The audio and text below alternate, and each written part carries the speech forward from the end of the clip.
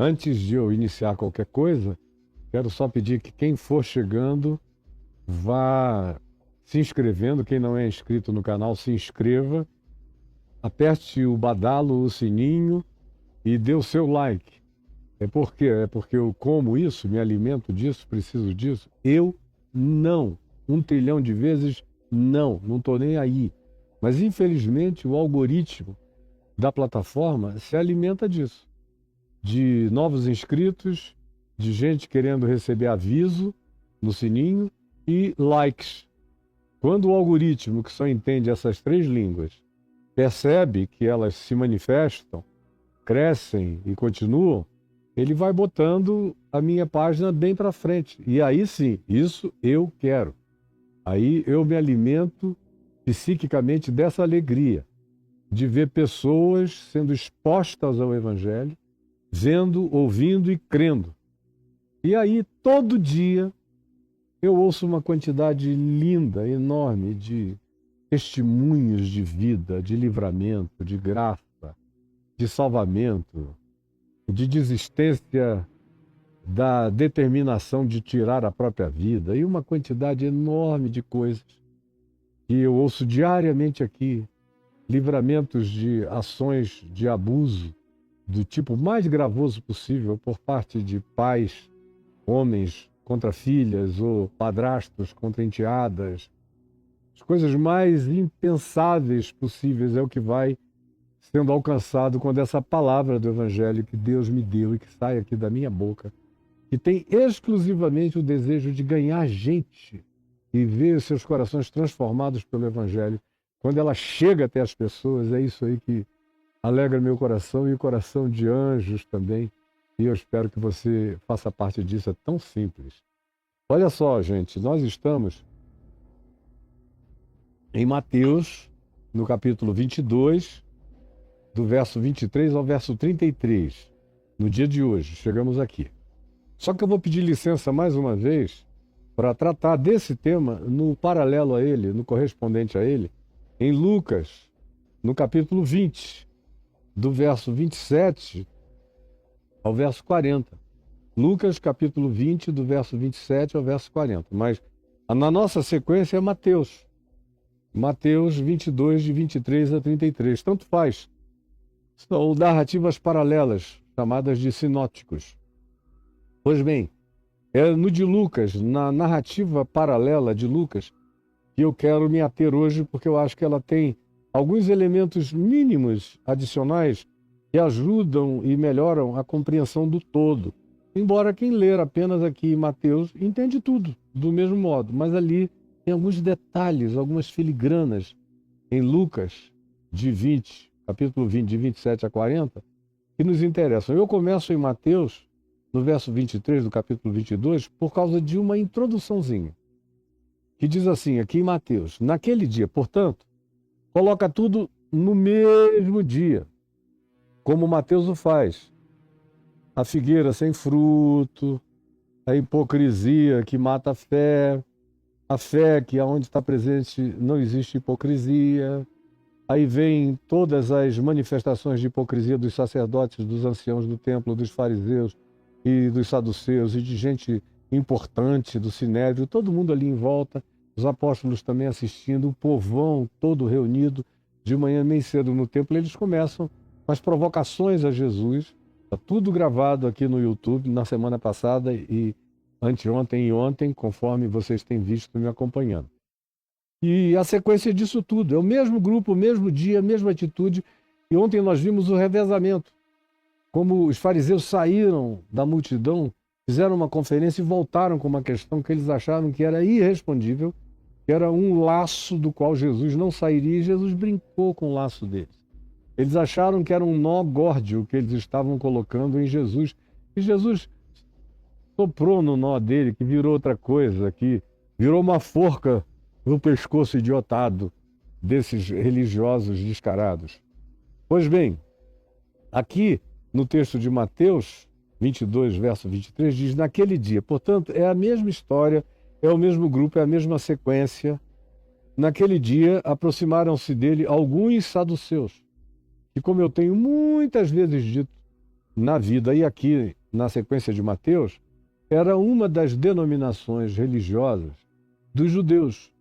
Eles tinham denominações religiosas assim como os católicos têm ordens religiosas, e os evangélicos têm denominações religiosas, e vários grupos de todas as religiões têm subgrupos, chamados por nomes diferentes, mas que caracterizam ênfases teológicas, doutrinárias e de posturas enfaticamente prioritárias nesses e para esses grupos. No caso dos saduceus, eles eram, a maior parte deles, sacerdotes, trabalhavam, eram profissionais do templo, super bem remunerados, muito cultos, porque eles não tinham que trabalhar como os demais seres humanos, eles eram profissionais da religião. Então eles eram mantidos por dízimos, por ofertas. Eles eram como os pastores de hoje. Eu não diria nem os padres que ganham uma merreca da diocese, mas os pastores que, de acordo com seu ranqueamento, e o ranqueamento é decidido pela quantificação, pelos numerais, pelos membros, pela quantidade de pessoas que frequentam e dizimam no lugar. Então, os saduceus também tinham seus ranqueamentos com riquezas diferentes. Quanto mais próximos ao nível daquela sacerdotalidade reconhecida por todos e pelo povo e pelo sinédrio, mais dinheiro esses caras botavam no bolso. Naquele dia, aproximaram-se de Jesus alguns saduceus, depois da derrota flagrosa dos fariseus, porque foi realmente flagrosa a derrota deles. E os saduceus, que dizem, e quando Mateus escreveu isso aqui, os saduceus estavam lá, porque o templo ainda existia, e os saduceus, enquanto houve templo, sacrifício, sacerdócio, turnos, eles estavam mais vivos do que nunca, porque eles comiam da gordura, da comida, do repartimento dos dízimos em grãos, das ofertas, do dinheiro, do gasofilácio, de tudo isso. Mas eles eram pessoas sem fé transcendental. Eram gente que não criam em natureza de nenhuma espécie. Eles não criam em espíritos, portanto, eles não criam em anjos, eles não criam em demônios, eles não criam em manifestações espirituais. Eles achavam que qualquer atitude de exorcismo era ignorância ou era algo desnecessário em relação ao que eles se sentiam totalmente desobrigados. E eles também não criam em ressurreição dos mortos. Não criam que haverá um dia em que todos ressuscitarão, todos os que forem ressuscitar para a vida ou para o juízo, ressuscitarão. Isso aí tem nuances de degradez que os pentecostais dispensacionalistas, tanto quanto os adventistas e gente do mesmo tipo de crença, como os testemunhas de Jeová, tentam definir com departamentalizações exatas, tudo falsificação. Criada no fim do século XIX e início do século XX nos Estados Unidos. Especialmente nos Estados Unidos. Mas você não sabe disso. E você compra esse pacotão inteiro pensando que a Bíblia tem essa precisão. Ela não tem precisão em área nenhuma. Ela não quer ser precisa em área nenhuma. E muito menos em relação a cronologias escatológicas do fim dos tempos. É tudo mentira o que te ensinam. Dizendo vai ser assim, depois tem 3 anos e meio, depois acontece mais isso, depois aquilo outro. Mentira. E só você, na sua falta de conhecimento, é que engole isso.